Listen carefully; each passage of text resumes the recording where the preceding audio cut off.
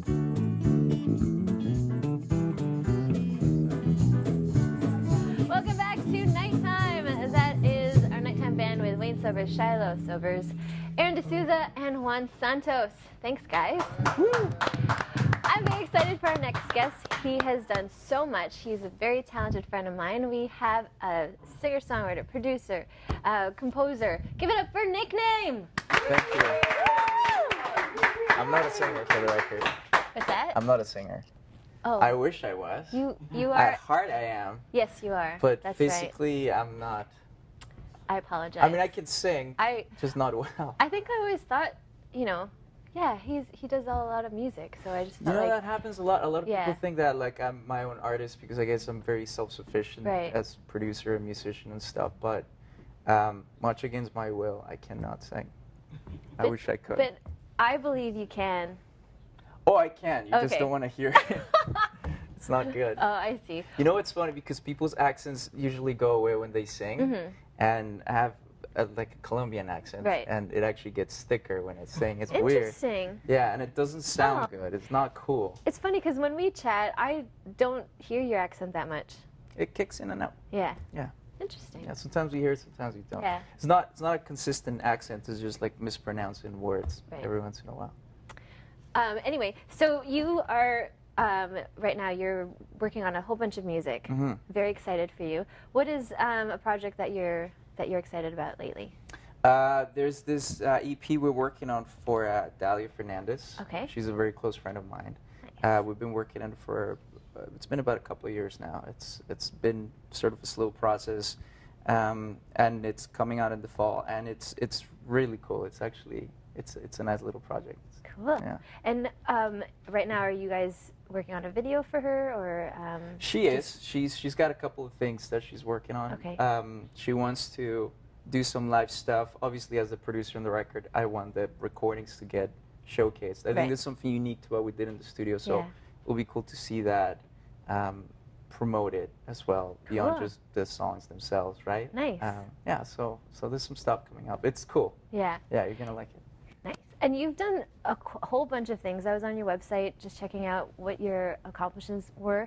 Actually, one cool thing was you were in a Super Bowl commercial, which was really fun to watch. Did you watch it? I did. Yeah, yeah. it's fun. Well, just to see you, but then after that, I was like, it's like 10 seconds anyway. But it's pretty cool. Yeah, it's fun. And aside from that, you also have been doing, like, aside from the production, you also do videos as well? Yeah, I'm working with different artists. Obviously, video is such a huge thing these days. And a few years ago, just for the fun of it, I was experimenting with like iMovie or something like that, and that led to Final Cut, and that led to like producing videos, and like some of it became like a broadcasted live music series. Wow. But it was out of necessity. Like it's not really my bag, but it's fun to do, and it's cool because I would encourage anyone that's into music to get into video because it kind of gives you a voice. You know, these days video is king. So that's true. Yeah. Because I think a lot of people are more visual nowadays. Yeah, totally. Because we're always on, I mean, I have my phone on the desk. Who reads these days? That's not a thing anymore. Like, who's got time for that? It's true. And it's sad, but... Yeah. And speaking of videos and film, you had a lot of music that has been showcased in a lot of film festivals in the past. Tell us about those experiences. It's... You know, I've been lucky to, not just music, but as a producer, I've done... post-production engineering and sound design for film. So yeah, I've had the chance to have some of my work showcased on like international film festivals and stuff. It's cool. Yeah, it's fun. It's a good chance to just go out, and it's so different from music where, I mean, these guys would know when you're performing. Right. You don't really get to relax till after the showcase is done, right? Right. When you're showcasing a film, it's like you've done the work. Now you can sit back and just... You know, congratulate yourself. If you did well, if it sucks, then it's going to be a long day. You still have to congratulate yourself for doing it. Sometimes. It's hard. We're all, you know, you're worst critic. It happened once at a film festival. We're showcasing one of the songs that we were promoting with this girl, Cheyenne. This girl, she's a very close friend of mine. And the theater, one of the speakers wasn't playing, so you're only hearing the right side, not the left side. Oh, wow. And there's all this cool little attention to detail that we've done with the record. So for me, I was just cringing. It was just the longest 6 minutes of my life. Yeah, but it's cool to see yourself on the big screen and things that you've done. That's for sure. so cool. Well, you brought us a clip. Could you talk to us a little bit about it before we view it? Yeah, so it's a video that we just put out. It's promoting what I do on stage nowadays, which was, to give you context, as a musician who dabbles with different instruments and production, being so used to the studio now, playing live almost became a bit anticlimactic because I'm so used to the overall picture as a producer rather than like sticking to one instrument, which obviously there's nothing wrong with that, but you get used to the studio thing, right? So I wanted to find a way to put that in a live context, and I found with looping using Ableton, it's like this cool way to sort of bring that production mindset into like a live setting. So we just put together a video that kind of showcases that and shows a little bit of what I do. Cool. Yeah, it's cool. Sweet. Yeah. All right, let's check out Nick's video.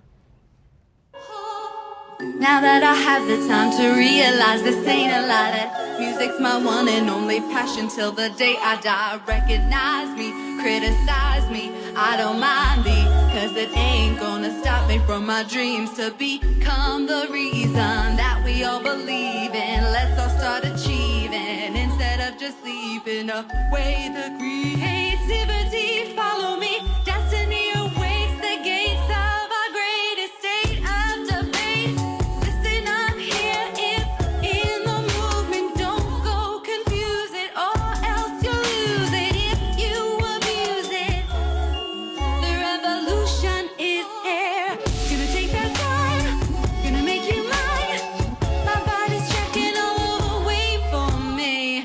It's just that time, the music's mine.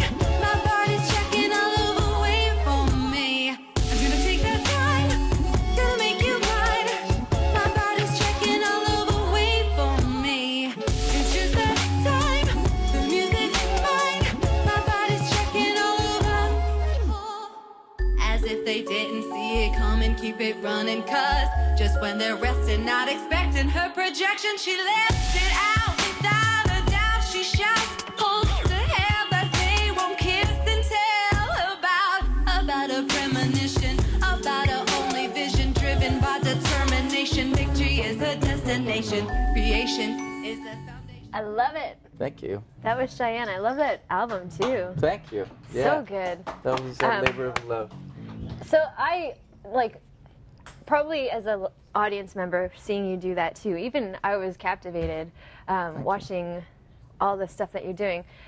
As an artist, when you're creating all that stuff, like how, because I just started looping, how like meticulous do you have to get, or like how much time do you use, or to create these certain sounds, and like when do you get satisfied, like yeah, that's it, or like no, but I can add this, oh, but I can add this, oh, I can do you know what I mean? I know what you mean, and it's, for me anyways, it's very time consuming. Like a lot of thought goes into it, because I really try to be a bit of an idealist in that I don't want to have any pre-recorded sounds or loops or anything like that. I want to really just kind of like everything you hear happened in front of you.